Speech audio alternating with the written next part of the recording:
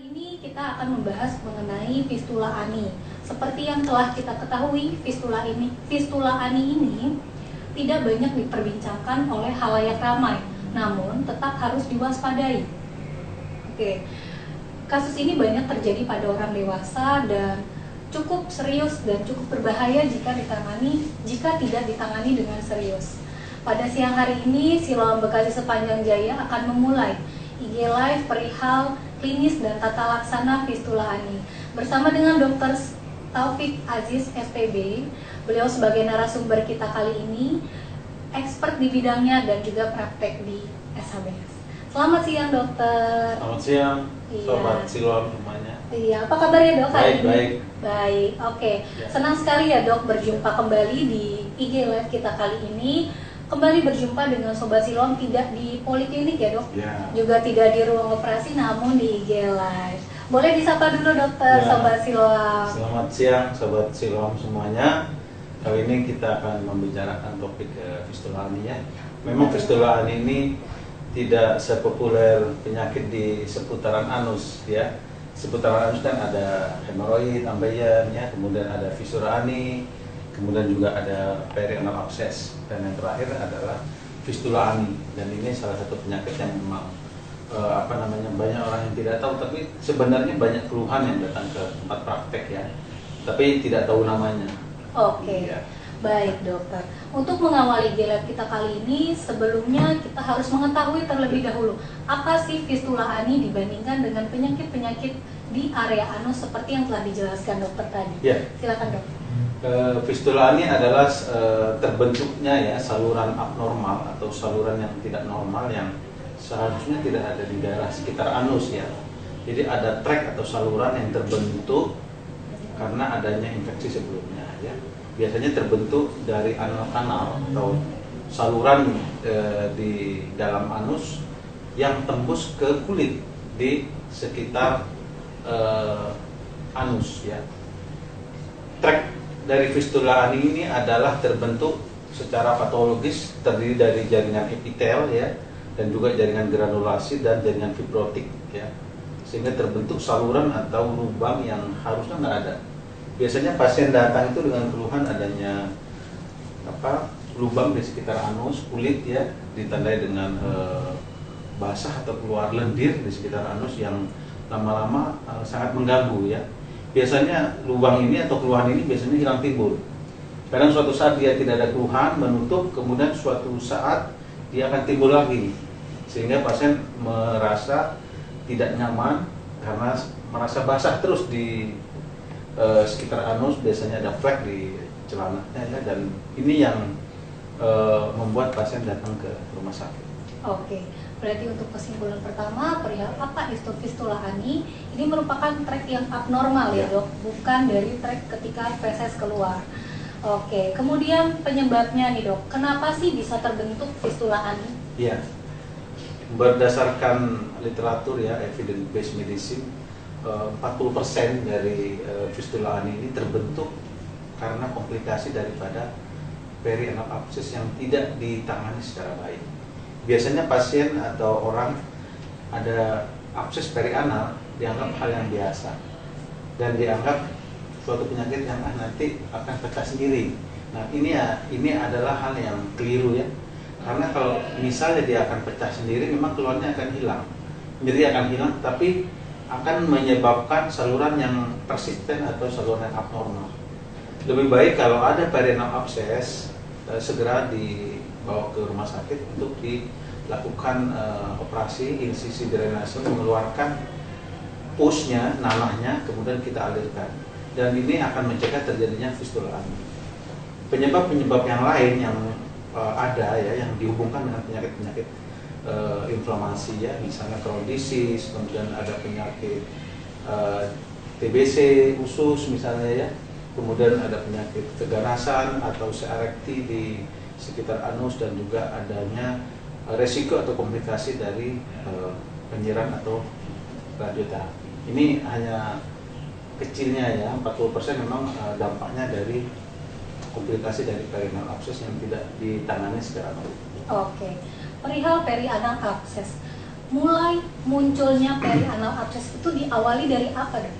Apakah Iya. posisi duduk yang terlalu lama juga menyebabkan Abses perianal atau fistula? abses? Abses ya. Iya, kan dari Oh, iya, perianal iya, abses iya. dulu menjadi Oke. fistula. Ya, perianal abses itu biasanya dihubungkan dengan teori ya. Beberapa teori menyebutkan ada namanya teori cryptograndular infection ya. Biasanya adanya infeksi kelenjar kripto yang ada di daerah sekitar anus. Ini ada infeksi dan biasanya infeksi akan menyebabkan pembengkakan di sekitar anus.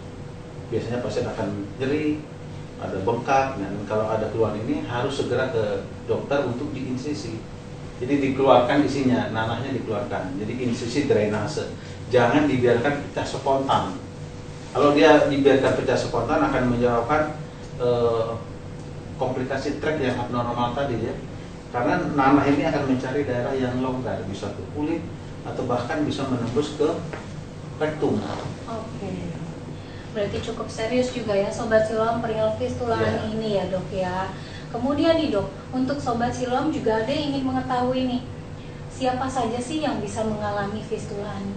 Ya, semua orang bisa ya. Semua orang bisa mengalami fistula ani. Memang peaknya atau angka yang paling tinggi adalah pada usia 20 sampai dengan usia 40. Laki-laki lebih banyak daripada perempuan. Kenapa? Karena memang aktivitas dari laki-laki lebih aktif dari perempuan ya, dan ini biasanya berhubungan dengan infeksi dari cryptograndular ya, bisa karena suatu lembab dan sebagainya. Oke. Dan ada beberapa tipe memang ya.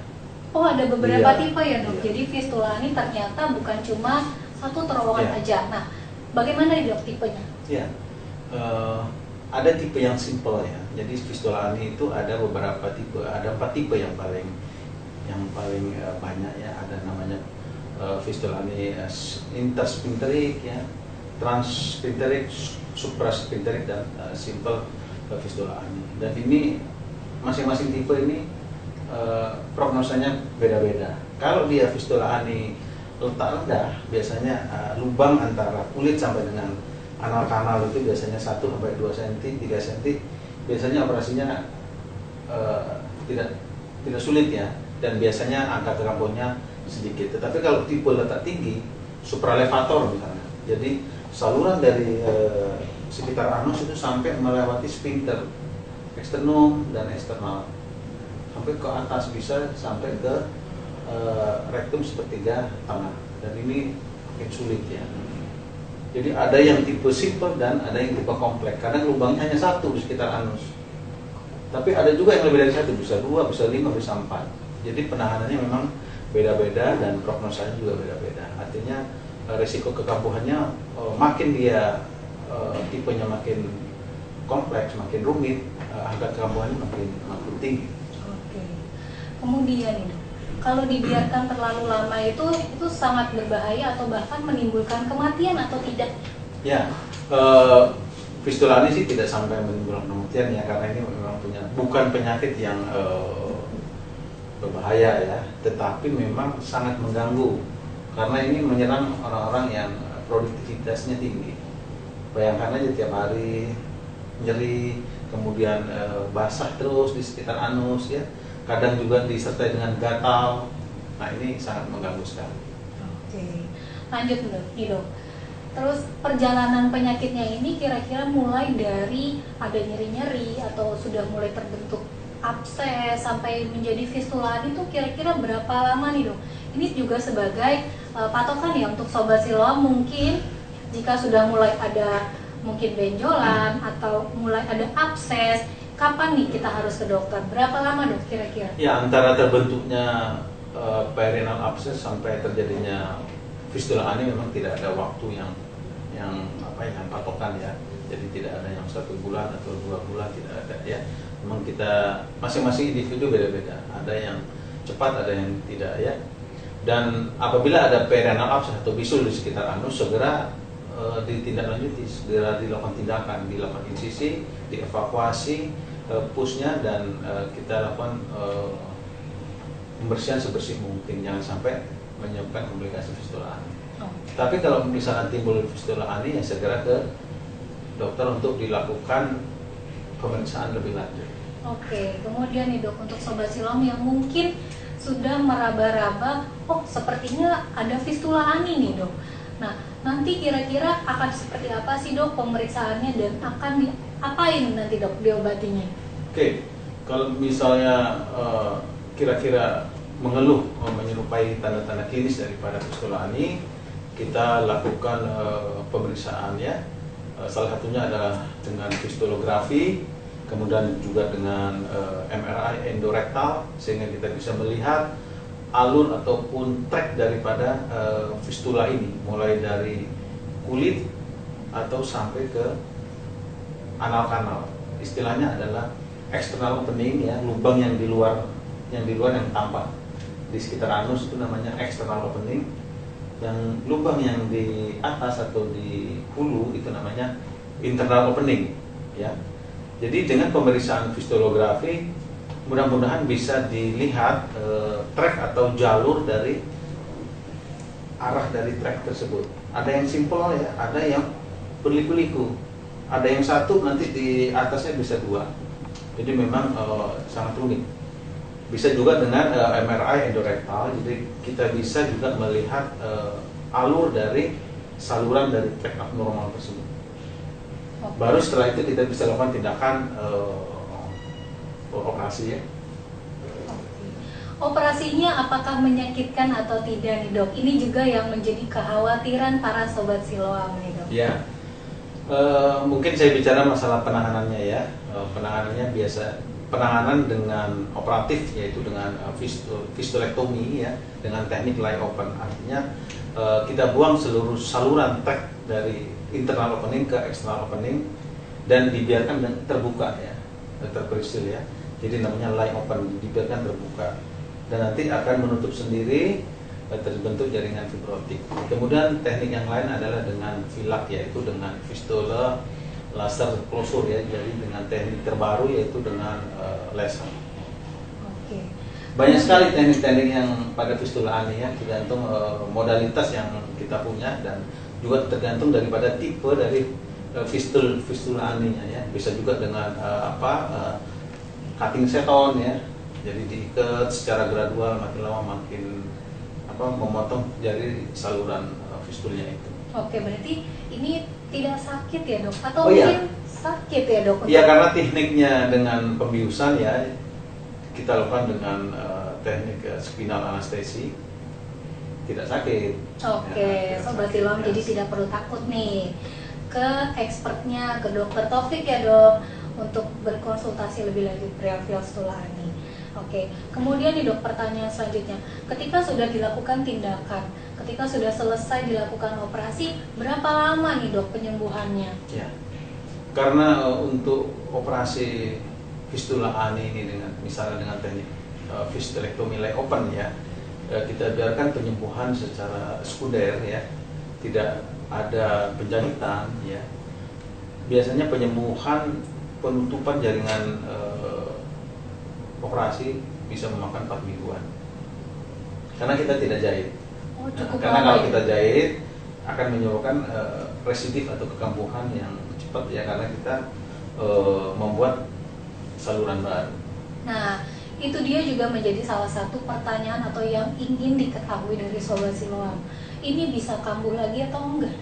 Ya, salah satu penyakit yang angka kambuhannya tinggi adalah operasi fistula ani ya, bisa sampai 10 sampai dengan 20% angka kambuhannya pasca operasi.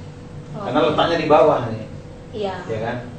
Di bawah dia letaknya dan tipenya sulit kan. Kalau yang mudah biasanya tidak kambuh. Tapi kalau letak tinggi yang saluran treknya cukup panjang dan berliku-liku bisa sampai 5 cm, 10 cm, ini angka kambuhannya cukup tinggi.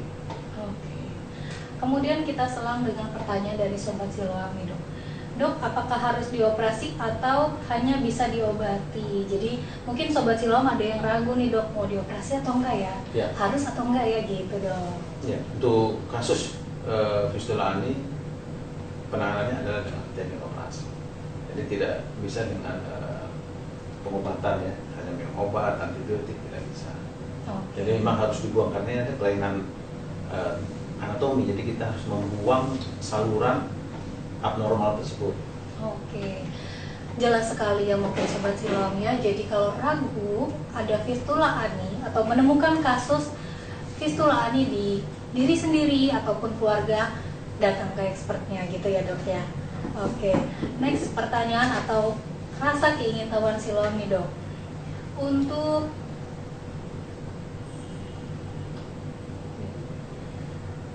bagaimana cara agar dia tidak kambuh lagi? Nah, gimana nih dok? Setelah operasi agar tidak kambuh lagi gimana? Pertama adalah harus dijaga kebersihan ya. Memang pasca operasi kita suruh pasien untuk misalnya dengan dibersihkan dengan larutan PK, kemudian dibersihkan dengan sabun ya, dan harus dijaga higienitas kebersihan dari daerah sekitar ya. Itu aja. Dan yang lain-lain memang tergantung tipenya ya. Kalau tipenya letak tinggi memang angka kekambuhannya cukup tinggi, bisa sampai 20%. Oke, next pertanyaan nih dok. Bagaimana apakah fistula ani ini menular atau tidak? Nah, ini juga nih dok, apakah menular dok? Ya, penyakit ini sebenarnya bukan penyakit menular ya, jadi tidak menular ke sekitarnya. Oke, karena kelainan anatomi ya. Dok ya? Karena kelainan anatomi terbentuknya saluran abnormal ya, jadi penyakit individual. Oke, berarti bukan seperti virus yang mudah menyebar ya dok ya, hanya COVID. kelainan anatomi, betul sekali dok. Oke, kemudian ada lagi nih dok yang bertanya, apakah ini merupakan penyakit keturunan dok? Nah, jika orang tuanya ada yang fistula ini, apakah saya sebagai anaknya juga? Nah. Bukan, fistula ini bukan penyakit keturunan, jadi penyakit yang timbul karena individualnya, maksudnya memang tidak diturunkan, bukan penyakit genetik. Bukan penyakit jadi genetik. Jadi kalau tuanya fistula ani, belum tentu anaknya fistula ani. Oke, berarti tergantung habit kita juga ya dok ya, higienitas juga ya Sobat Siloam. Oke, kemudian ada next pertanyaan lagi nih dok. Berapa banyak sih pasien yang sudah mengalami fistula ani? Mungkin dokter ada menemukan pasien-pasien fistula ani ini mungkin 10, 20 atau lebih dok? Banyak ya, jadi memang lebih dari 10 ya. Artinya kasus yang saya tangani ya banyak, jadi nggak bisa kita nggak ada data untuk menghitung karena banyak. Banyak karena cukup banyak ya, banyak. Karena ini sebenarnya penyakit umum ya, bukan penyakit yang eksklusif, jarang itu enggak. Jadi sama dengan penyakit-penyakit misalnya dengan hemoroid misalnya ya, cukup banyak. Oke, banyak ya dok ya. Oke, ini juga ada lagi nih dok dari Sobat Siloam yang ingin mengetahui juga nih dok.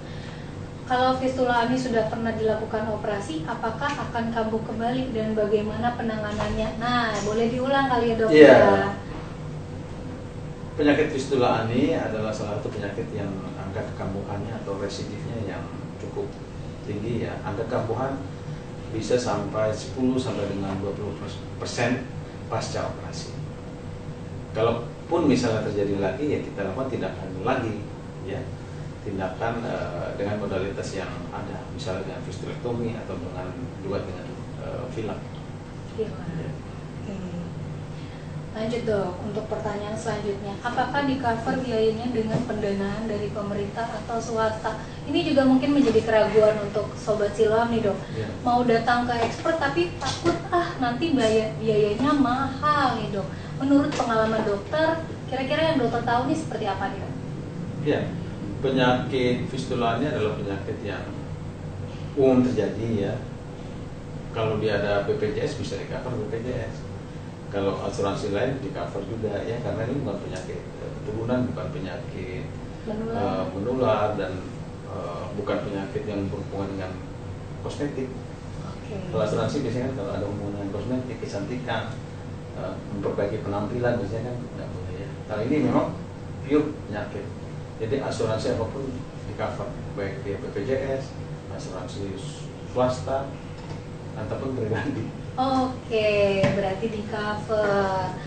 Tergantung pembiayaan seperti apa, yang penting penanganannya ya dok ya, yang penting klinisnya sudah teratasi. Jadi Sobat Siloam tidak perlu ragu dan tidak perlu takut untuk datang untuk berkonsultasi dengan expertnya. Betul ya dok ya? Oke, terakhir nih dok, untuk cara pencegahannya mungkin selain higienitas, apa dok yang mungkin bisa disampaikan kepada Sobat Siloam? Oke, karena 40% fistula ani ini terbentuk akibat komplikasi dari perianal abses yang tidak ditangani secara baik. Saran saya adalah apabila timbul perianal abses, segera dilakukan tindakan untuk mencegah komplikasi yang akan terjadi. Karena kalau sudah terjadi fistula ani, cukup repot penanganannya. Jadi pencegahan yang terbaik adalah apabila terjadi perianal abses, lakukan tindakan secepat mungkin. Oke, banyak sekali nih dok informasi yang kita dapatkan, edukasi. Ini sangat berguna sekali untuk Sobat Siloam ya. Jadi kalau punya ada gejala-gejala seperti, sepertinya ini fistula ani, tidak perlu mengobati diri sendiri atau tidak perlu mencari pengobatan-pengobatan yang lain, langsung datang ke expertnya ya dok ya. Oke, mungkin dokter ada yang disampaikan nggak nih dok untuk Sobat Siloam untuk mengingatkan jangan takut ke dokter, apalagi kalau yang menderitanya anak-anak nih dok, kadang suka ditakut-takuti. Ya, fistula ini adalah penyakit yang bukan penyakit keturunan ya, jadi timbul karena terbentuknya saluran abnormal. 40% akibat komplikasi dari perianal abses. Saran saya apabila ada perianal abses, segera lakukan tindakan secepat mungkin, jangan sampai menunggu pecah spontan, karena resikonya komplikasinya apabila terjadi fistula ani akan merepotkan.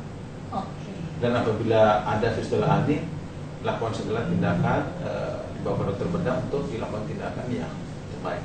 Oke, langsung dibawa jangan ke dokter. Ditunda-tunda. Benar sekali ya Sobat Siloam, jangan ditunda-tunda ya. Oke. Untuk Sobat Siloam yang ingin berkonsultasi lebih lanjut, yang ingin bertanya perihal fistula ani atau yang lain, boleh nih Sobat Siloam datang langsung ke Siloam Bekasi Sepanjang Jaya.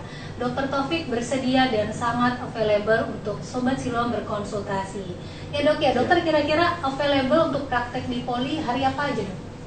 Oh, saya Senin sampai Sabtu. Senin sampai Sabtu Sobat Siloam. Ya, ada jadwalnya ya.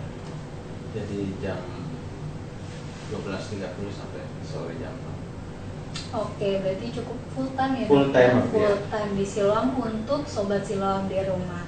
Mungkin Sobat Siloam mau datang langsung atau mau booking appointment terlebih dahulu melalui aplikasi My Siloam, sangat boleh sekali. Oke, mungkin sudah cukup ya dok ya pembicaraan kita kali ini perihal fistula ani. Klinis dan tata laksananya sangat jelas sekali untuk Sobat Siloam. Oke dokter, terima kasih banyak telah menghadiri acara IG Live kita kali ini. Sehat selalu ya dokter. Terima kasih juga. Iya, terima kasih juga untuk Sobat Siloam yang sudah setia mendengarkan dan menonton IG Live kita kali ini. Terima kasih, saya Dr. Priscilia. Mohon pamit undur diri. Selamat siang, sampai jumpa.